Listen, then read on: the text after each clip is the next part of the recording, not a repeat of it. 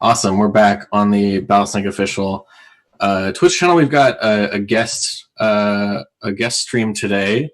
We've got Colin Walker, former colleague of mine, who's done a lot of work on Battlesnake throughout the years. He currently works as a software developer at Amazon Web Services. So this is called Learning to Slither with Colin Walker. Hey, Colin, are you there? Hello. Sweet. How you doing? Good. How are you, Brad? I'm all right. I'm excited for the stream. Yeah, me too. I've been, as you know, I've been talking to you about this specific idea around building a little online Battlesnake tutorial for probably 3 years now, I'd imagine. Yeah. Something like that. Yeah.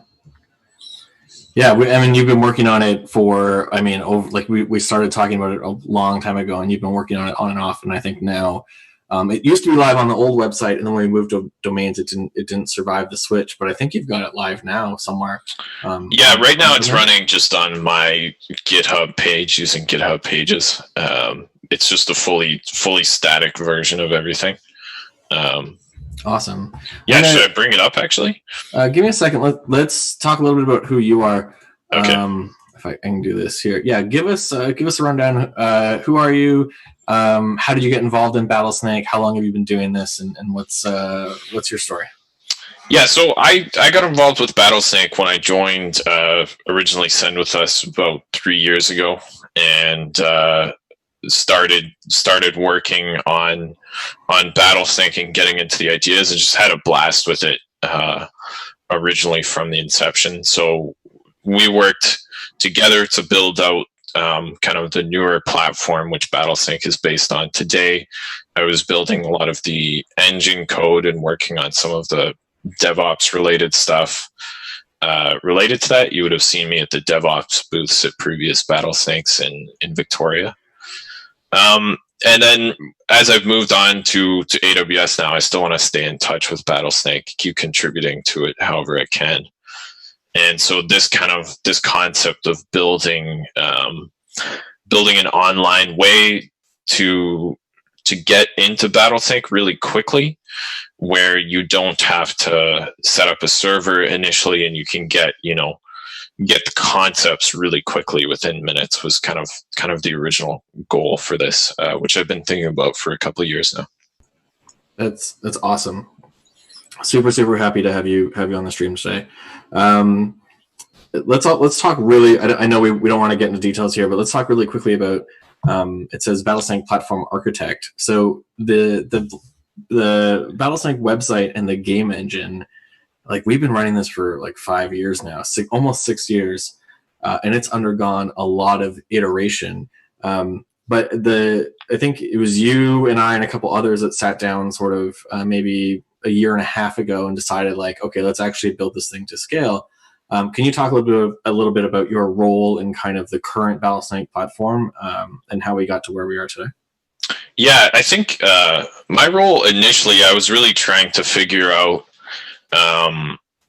the engine component. So that's the component, obviously, that's actually executing all of the games. It's not concerned with UI. It's concerned with being able to quickly call and aggregate all of the responses from snakes and execute specific logic every round. So my focus really initially with that was trying to build a version of that that'll survive the years, right? So I think it's an interesting software project because there's a few interesting components that you don't see in a lot of software challenges. There's the fact that we're going to pick up this project kind of randomly and sporadically, and different contributors are going to touch it. It's going to have to run in a live event setting where we're really scared about operating it. So we want it to be as simple as possible and easy to understand. And also we wanted it to run in a variety of different environments. Like if it needs to run on Amazon Web Services, if it needs to run on my laptop, I can still run all of that. So that was the initial version of it. And I think that it's withstood the test of time quite nicely now. We haven't had to change a lot of that core logic. We haven't had to change a lot of that core concept. And yeah, really the core idea behind that was make a simple a really, really simple platform that can, that we can build on top of for the next many years building Battlesnake. Yeah, I think it's awesome. I think that project was very much a success. I think we've got a really strong engine now. We've got a strong community of developers that help us keep it going. But I think we're all really, really proud of where we've gotten it. Awesome. I'm going to stop sharing. I'm going to turn screen share over to you. And yeah, you can dive in and show us what you've got and walk us through this tutorial. Okay, great. How's this look here? Yeah, you're good. Okay, yeah, so initially the first thing that you're kind of confronted with here is these 3 panes. So the whole concept, I've had this concept for a few years now around, one thing I'll mention is I'm actually a self-taught programmer. So I spent a lot of time on Code Academy trying to figure out syntax, trying to figure out different programming languages. And one thing I really appreciated about different online platforms is just this layout is really fast to get up and running on a new project. So we have the tutorial pane on the left here. We have kind of our code right in the middle, which runs live. And then we have a version of the actual snake board just on the right here. So if I actually hit play at the bottom here, then I can actually execute this code that's just in the middle here. You can see it ran off the board. And I can get up and running with Battlesnake immediately. So I hope... Can you, sorry, I'm just going to interrupt. This is live now, right? Like this is a live website that you're powering. What's the URL if people wanted to check it out? Yeah, you can just go to colinjfw.github.io/battlesnakelearn. I'll maybe post that in the Twitch chat, unless anyone else is good. You got it? Okay. Yeah, one of the mods will pick it up. Awesome. Yeah, so for example, let's change the color of our snake here. And I can run that snake right there, and we can see the color of the snake changes immediately. So again, the whole concept of this is really, if you're an experienced programmer, you already know how to run a Battlesnake server and you know how this stuff works. You're probably going to skip this step. But if you've never seen Battlesnake before, this can be a really quick, easy way to get the concepts, understand the ideas behind it, that my code's controlling the snake here. I can change it to left, and my snake's going to go to the left here. And really, this will take you from 0 to 1 with trying to do Battlesnake. It's awesome. I think it's great. And this is all running in browser, right? Like there's no remote engine calls. There's no nothing. This is all happening local. So this is offline if I want it to be. Yes, exactly. So this here is, it's kind of a really small re-implementation of the engine that's actually running in your browser. And it just basically evaluates this code here and runs it through this simple set of steps. It would be much more complex if we had multiple snakes actually involved here. The reason we're able to do this is that it's just built around a single snake, getting the basics of programming with the Battlesnake down, and then moving on eventually to running the snake in battlesnake.com. Awesome. And then obviously the language here is JavaScript. You're running it in, I assume you're like live compiling, you're running it in browser that way. Yeah. Yeah, cool. Can you show us how the move function works and how we might be able to get our snake to go in more interesting directions? Yeah, so I mean, this is a full JavaScript environment here. So if I want to go right, I just hit play here. My snake will go to the right until it hits the wall. And if I want to go left, I can go left here. Maybe the first step of the tutorial will help here. One of the, I think it's actually in the second step here. I'll go back through a lot of that, but one of the biggest things you can do here if you're trying to get started and you just want to get a general sense of how Battlesnake works is just like any other JavaScript page. We can open the console. We can console.log out any arguments that we're getting in here, and we can inspect what's going on here. So I think this is again, if you're a bit familiar with JavaScript programming, you can get started right away in how to inspect what's going on and make moves. Obviously,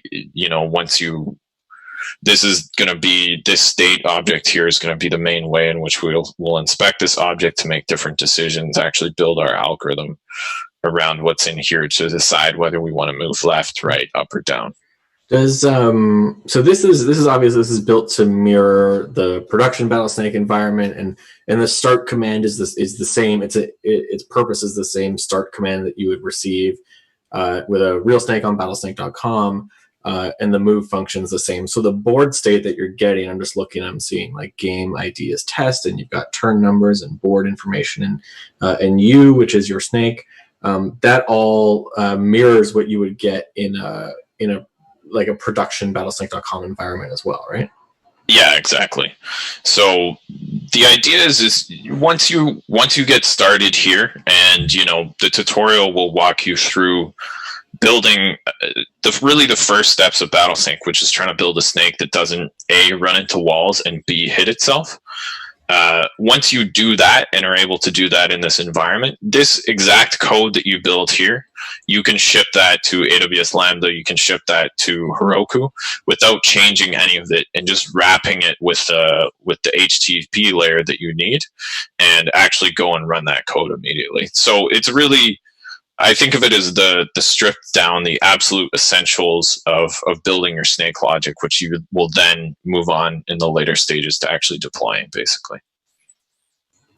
Awesome. All right, I'll turn it over to you then completely, and you can run us through this tutorial and show us how it works. Yeah. So for some of the listeners, I'm sure they're really experienced with Battlesnake, but maybe we'll talk about just the super basics if you haven't heard of the whole concept and are confused what this snake is actually doing here. The core idea, which we alluded to a little bit, is Battlesnakes are web servers which implement specific HTTP endpoints. These are kind of mirrored by these functions here, so the start endpoint and the move endpoint. And these are JSON responses that would be returned from the server.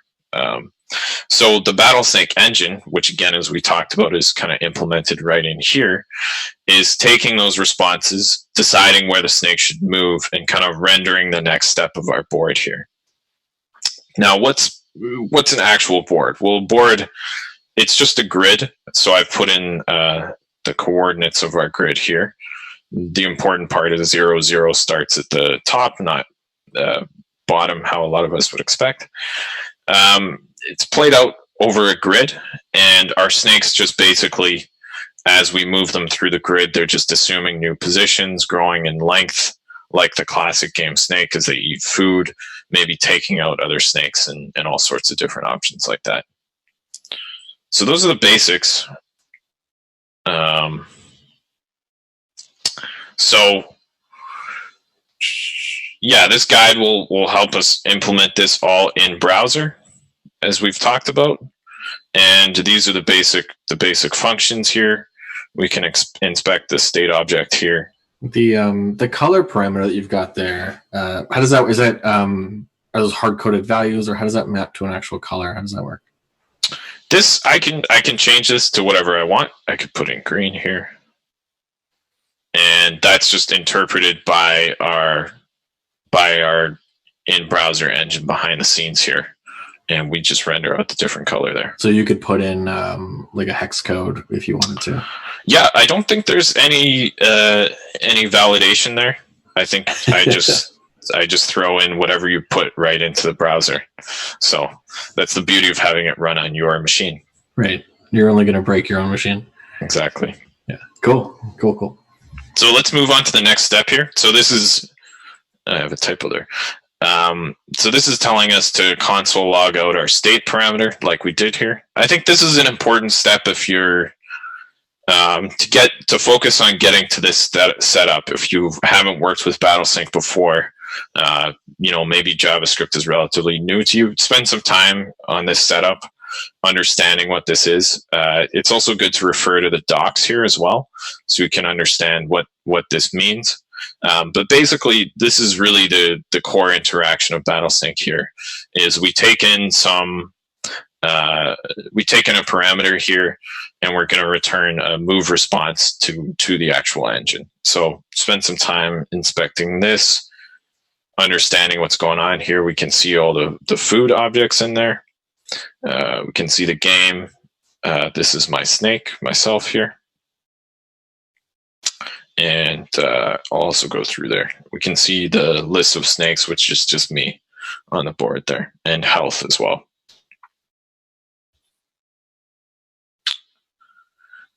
And yeah, that's kind of broken out the state parameter here. So what's next? I think as I mentioned briefly, I'll actually mention this too. One of the cool things I was able to do with this iteration of this is I was able to put in the editor from VS Code called Monaco into the browser, which is really nice. So you actually get syntax highlighting, I believe, which is kind of cool. That's really cool. Is that recent? Yeah, I just put that in. It's much. It's great because Microsoft open sources their Monaco editor from VS Code, and just allows you to stick that right in a browser with a lot of the capabilities you have right in VS Code. So it's actually quite a nice editing experience. You can see what the return types are from your function and everything. Yeah, that's awesome. Cool. All right, you want to take us through sort of like early like algorithms, like find our head, maybe try to avoid a couple walls?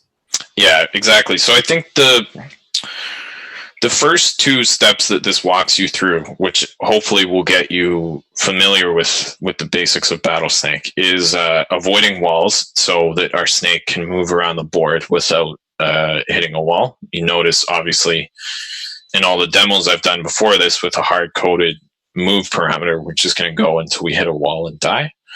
And then the second step that we'll look at after this is actually, that's weird how it does that, is how to avoid yourself so you don't hit yourself.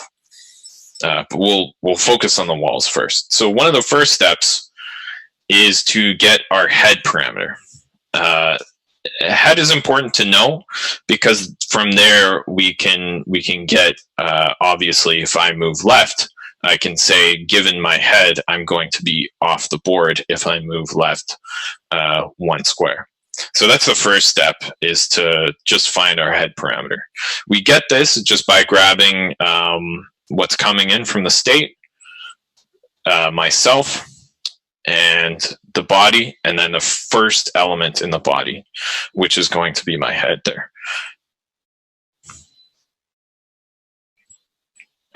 So the next step is we're going to build a kind of a set of validations to check if I move my head left, is that position going to be off the board? That's kind of the in English way of saying what logic we're going to do.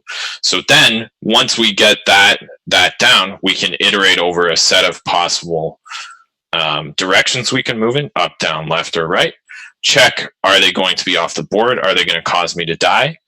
And if they are, we'll skip that, move on to the next step, and we will only return from this move function basically a safe direction that we can move in. So this function here is just going to grab all of the directions that we can move in and return what that actually means in terms of where my head is going to be next if it goes there. So we're calling this move as coordinate. So given a move up, for example, given my head, which is a set of coordinates, x and y, I'm going to return a new set of coordinates of where that move is going to leave me. Got it. So you're looking at, like, given your four move options, you're saying, give me the coordinates of my new head if I choose to move in that direction. Exactly. Yeah. Got it. Which then allows us to kind of build this next logic. So we'll just write it out. So for each move, check if is off board. So I'll grab a set of moves here, obviously up, down, left, right. And then for every move that we're going to be able to go through, we do our move as coordinate function. And now we know basically where that move is going to leave us. So this step is obviously where we're going to need to put some logic, is off board, right? I have a new coordinate, but I want to check, is that coordinate off the board? Now, this is a good time to stop and test your logic. What would constitute being off the board? Obviously, off the board would be any negative value, but it would also be any value that's greater than the specified length or width or height of the board. So that's going to be the next function that we're going to implement, is the off-board function. So this function is going to say, given the state and the new coordinates, is this function off the board? And this allows us to really complete our logic here to say, if this coordinate is not off the board, then we can return. And just kind of one interesting thing with building Battlesnakes is we'll often have just a fallback function to go up. Sometimes that's not going to be, in this case, we'll always be able to find something that's not off the board, just given the parameters of basically working in a grid situation. But there may be other validations where we could box ourselves into a state with especially other snakes on the board where we can't get out of that situation. So usually the response there is we would just return kind of a random direction and let the engine basically take us out. Okay, all good so far? So what you're doing here then is, I just want to make sure we understand. So you've got your moves up, down, left, right, and then you're going to check each move in that order, in the up, down, left, right order, to see if it's off board. And the first one that is on board, you're gonna go for it. Exactly. Yeah. Cool. So this will, as we'll see, this will lead us to move into ourselves. So this is kind of the first problem with this check, which we haven't talked about, specifically because I have down as the next move that I want to check. When I run up and I hit the top here, the next direction we check is down, right? But this isn't off the board, so it obviously passes our validation checks, but my tail is right there, so I move into myself there. So as a little thought experiment, we can check our validation here, put left as potentially the second option here, and then let's run this, and hopefully when it hits the top here, it'll go left, then it'll go down. But then again, the next one that we're checking is coming back to the start of the array here. We're checking up, so again, I just move up into myself. So that's the first step, is figuring out off board. But we've obviously set ourselves up for the second step of the tutorial here, which is trying to not hit ourselves effectively. I don't know why it's doing that. Anyway, no, that's all good. I have less room to code here. So this is one interesting thing that you'll I'll do that. Is that okay zoom wise still? Yeah, I think you're okay. So obviously now, so the second step here is we'll just try and figure out how to not move into ourselves. So this is one interesting thing. I think this is one kind of unintuitive thing when you initially come into Battlesnake. You don't, kind of doesn't make, I didn't think about the moving into myself initially as a possible move, but obviously if I move in the up direction here, that's just an illegal direction. It would be really confusing if I could just follow my body, especially if I'm a longer snake, back all the way up or all the way to the left here and get out of a tricky situation. So we do have to have validation to make sure that I'm not going to basically crash into myself. I think it's a really interesting point, right? Of like, it's unintuitive when you start coding your Battlesnake. That you technically you have 4 moves. There's up, up, down, left, or right, but really you only have 3 because one of them is always running into your body, like the square you just came from. Exactly. Yeah. So we can continue to kind of play with it here and show that off. One interesting thing, especially, is let's say if I switch the down and the up parameters here, the game won't even be able to go a single round. It just continues to show the snake moved into itself function here. Because if down is the first option that I select, and if that passes all my validation checks, then that's just going to be the first move that I report, and I'm going to crash into myself. So yeah, let's look at the logic for trying to not crash into ourselves. So basically, the way I would break this down really simply is in a similar way to our off-board checks, where we're looking at the set of coordinates. So is x less than 0? Is y less than 0? Is y greater than the height of the board? Or is that's actually incorrect, but I get away with it because the height and width are the same. Yeah. Let's fix that while we're here. Yeah, that should be width. Great. But you should always review your code carefully. Right, unit especially tests. on stream in front of a live audience. Yeah. So in a way, it's going to be really similar to this function, but we're just going to check is the coordinate is the new position that we're going to take, is that the same as the next segment in our body? That's how I would describe it.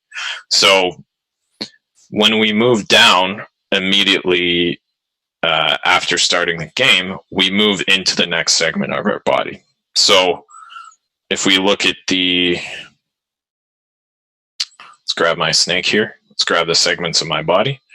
So if we look at this here, we're just going to basically pass it through the same function, move as coordinate, and we're going to check, is it the same as the next segment? If it's the same as this segment here, we know this is going to be a move into ourself, because that would be the position after we make the move. And we know that we want to disallow that case, basically. So let's kind of just, and not, let's call this function something like, you can see it over here, coordinate is equal to, and then let's say this next coordinate that we want to move into, and then I'm going to call this the snake's neck. This may not make sense immediately, so I'll describe this a bit here. So we have the head of our snake here, and we just want kind of a nice name for the second segment that our snake has. I'm going to call that the neck. I don't know if snakes really have necks, but we'll I think go with this works for now. I've seen most programmers call it, like, your gut instinct is to call it the neck, even though I recognize that snakes don't actually have necks. But yeah, I think the analogy holds. So our neck is just, again, as we talked about, that's just the next segment of our body.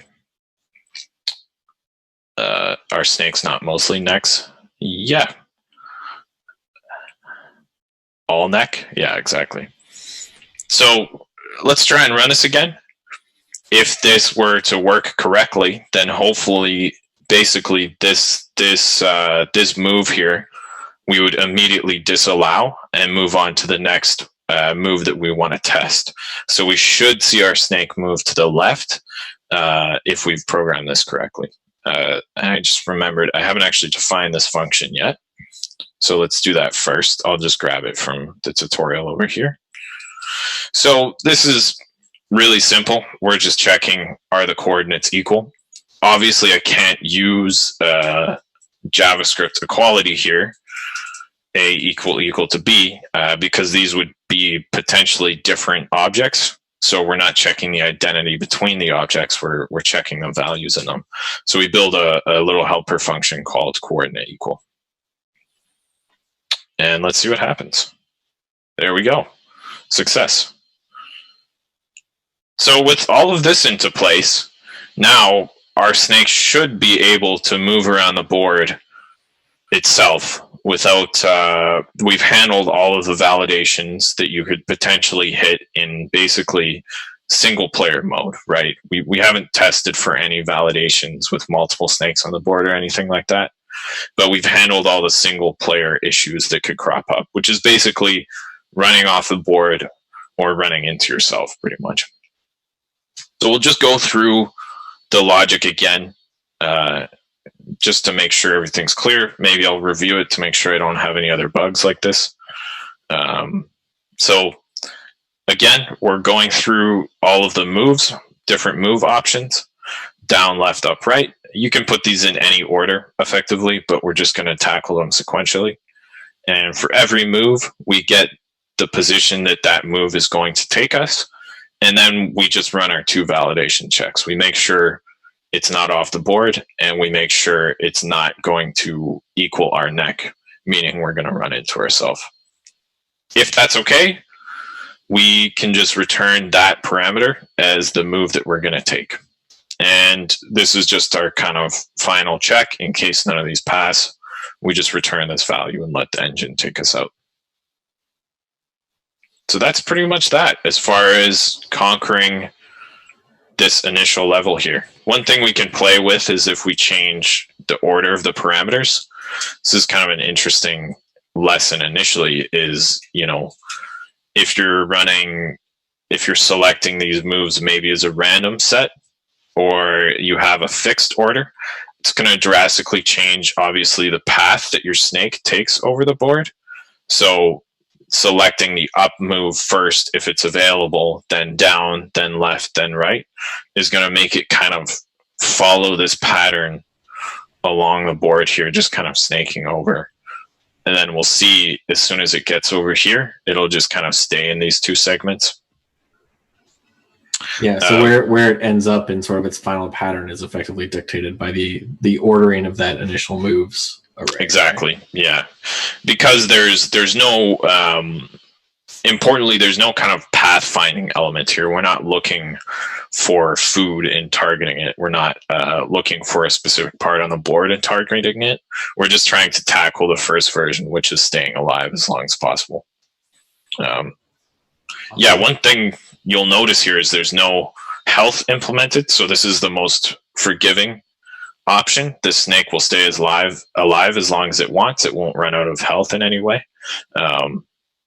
Yeah, obviously in the version of Battlesnake, which we can take a look at pretty soon here, we'll see that this snake is inadequate to stay alive in the battlesnake.com version of the engine because it doesn't seek out new food as it gets low on health, basically. Right. So in a real game, eventually it would starve out and get eliminated because it's making no effort to make food or get food, eat food. Exactly. So that maybe can take us on to the next step. Yeah, if we're good to move there. Yeah, I think that's awesome. So this is kind of cool. I'm playing with this, honestly. So if anyone has any feedback about this, let me know. The idea is to take, again, this code should be able to be run now that I fixed this bug. Hopefully it will be able to. Should be able to be run on the battlesnake.com site directly, just as long as we basically put some wiring around it to build up an HTTP server. So I made a couple little things here where I can download a Heroku snake and an AWS Lambda snake. Now those just download in zip files here. So I think I have an older version here. This is probably a little small. Yeah, that's not going to work. Anyway, you guys know what a zip file is. Basically, it's this is going to contain all of our code. So I'll cut to my editor here. Maybe zoom in a bit here.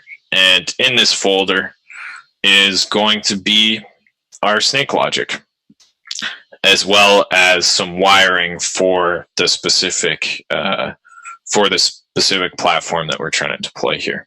So it's really simple. I'm just concatenating together the logic with, for example, here is some AWS Lambda specific wiring logic that we need to get this wired up. So you can see, this is kind of an important point. This is really how simple Battlesnake is. I don't even have like an Express library or anything that I need to install to get this running on AWS Lambda, or really if you want to run it anywhere with any HTTP server. I'm just doing directly like a switch case. If it's a move endpoint here, we're just calling our move function, which we implemented in the browser. And as well as if it's a start endpoint, we're just calling the start function here. There are some additional endpoints that you can implement, but this is the bare basics that you really need for a running server. But obviously check out the docs here if you want to implement the ping endpoint or end-to-end points as well. You can do some additional stuff there. And this code, the code that you're kind of wrapping around the other functions, this is stuff that you've provided hard coded in that GitHub repo, essentially, right? Yeah. All of this, I should actually mention this, all of this is open source. So if you want to check this out, go to this GitHub repo. Mirrors, obviously, it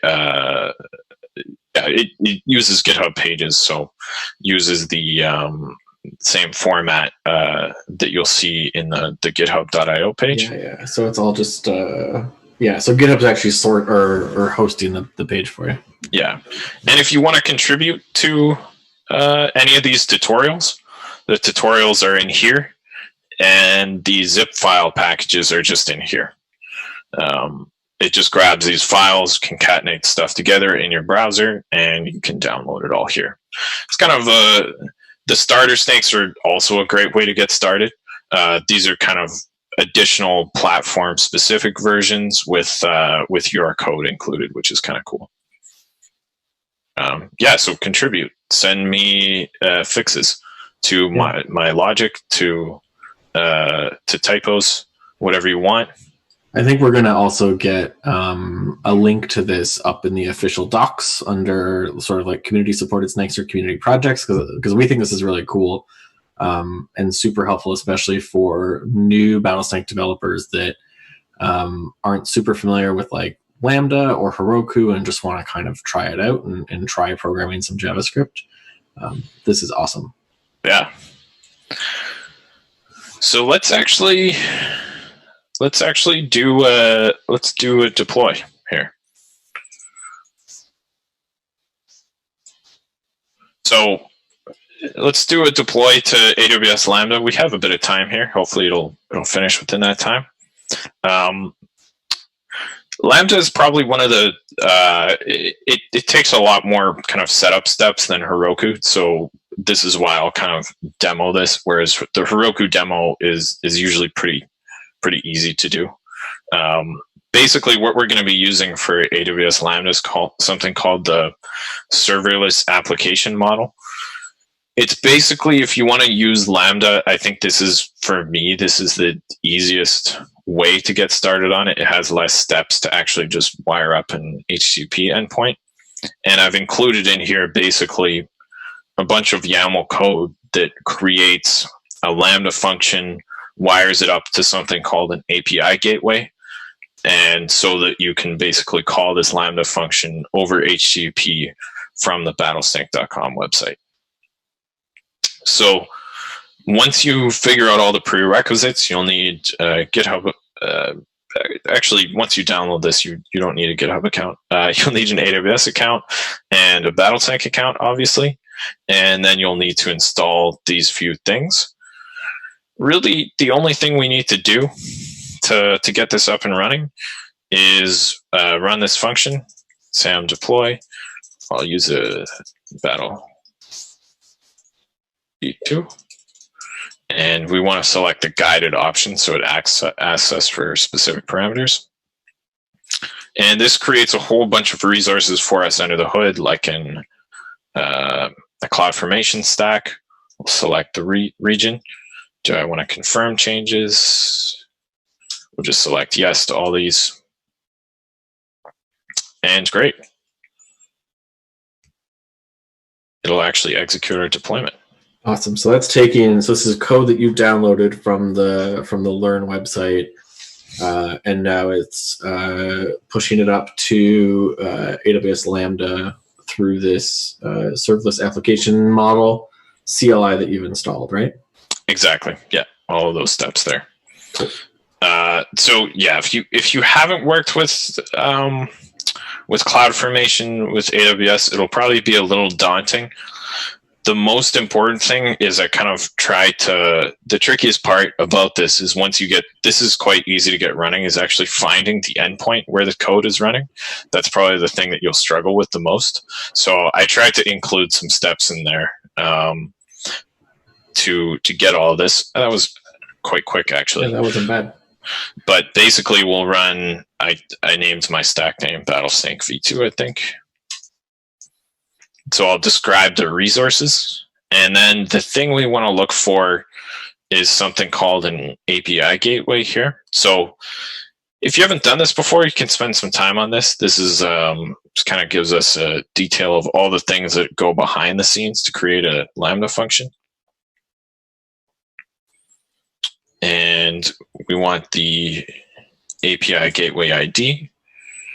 And then basically, this would be our move function. Copy that. And let's see if it works by curling it. Yeah, that's actually a good response. Yeah, there you go. Cool. So I hit the start endpoint, and I get some JSON back. Nice. Yeah, and the reason the move one didn't work is because you weren't actually passing it game data. Exactly. In the curl command, but you were just loading it up. Awesome. So this is live now. So you could plug this into battlesnake.com and actually run a game against this Lambda, right? Yeah, we can try it out. Is there I create a new Battlesnake here. Put in my URL. You're gonna want to chop the /start off of the URL. Oh yeah.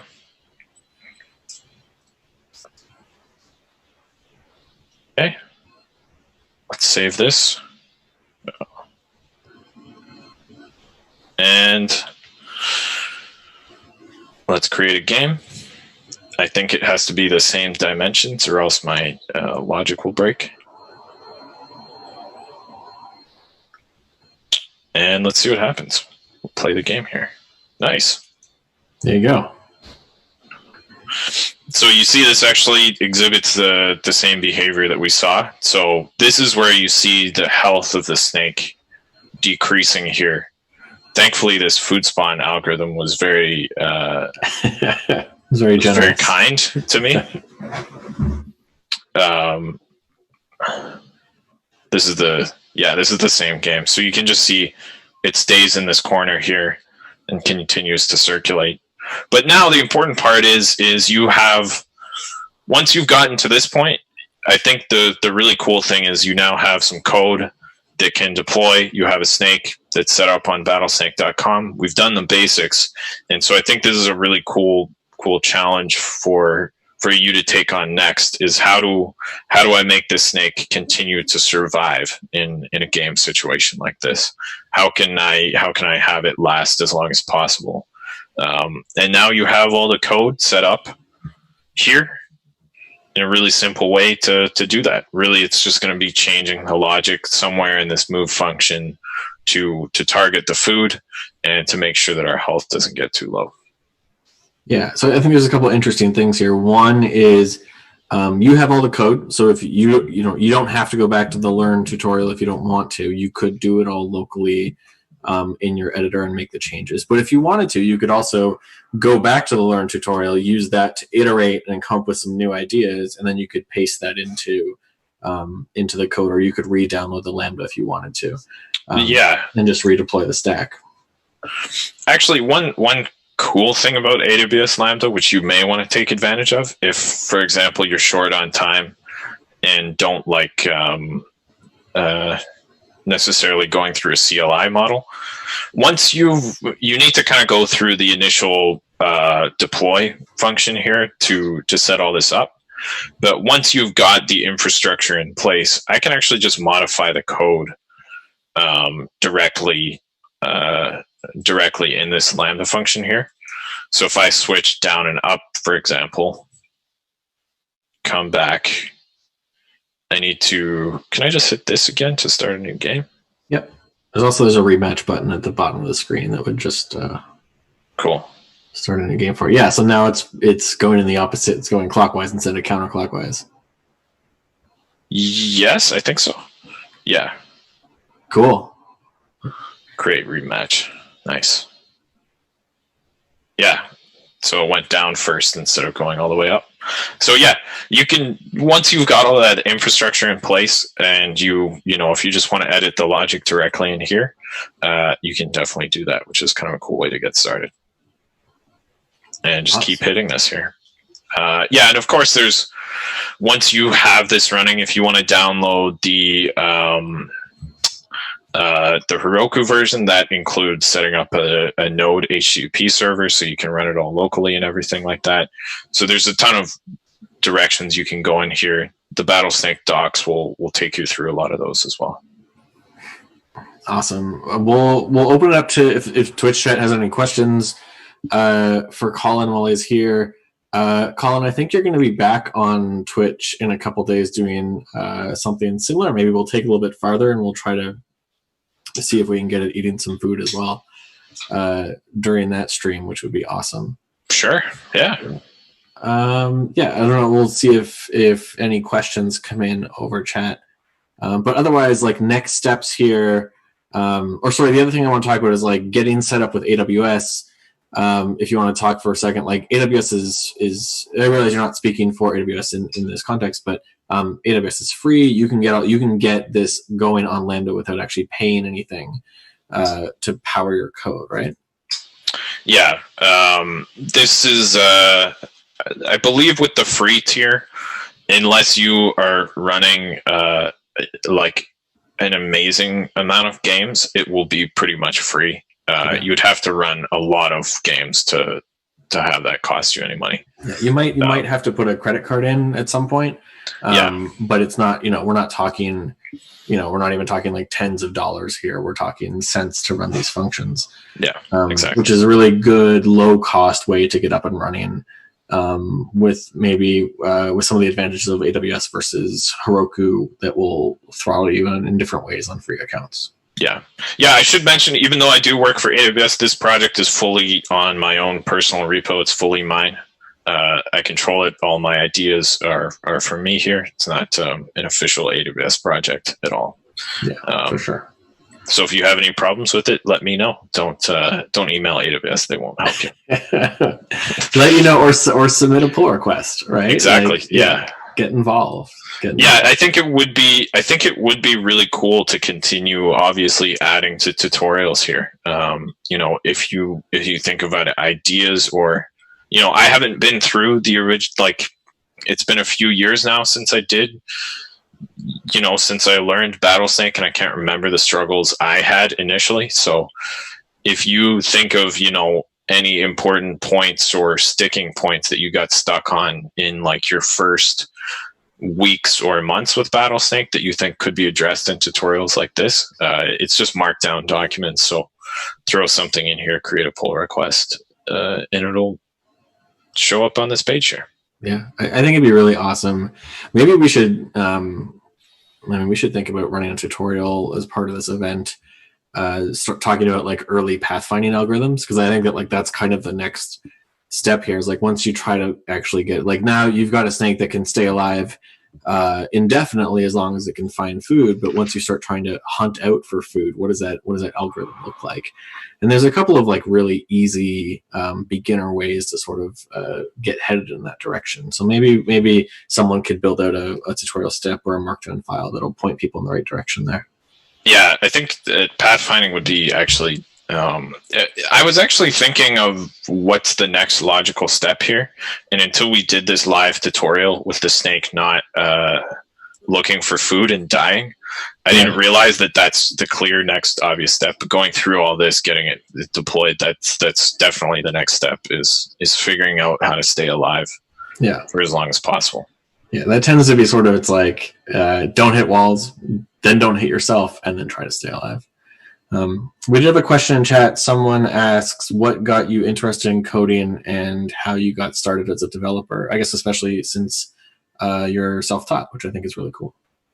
Yeah, I think so. I did a degree in philosophy, which was it's close to programming and a lot of the logic related things that I did during that degree. So I was really interested in programming kind of from an outsider view. And I actually discovered Lighthouse Labs. I never went through with the Lighthouse Labs program. They're a coding boot camp. I think they're quite well known, at least in the Vancouver, Victoria area. Yeah, I think they're out of Toronto. I think they're headquartered there. Yeah, Toronto as well. Yeah.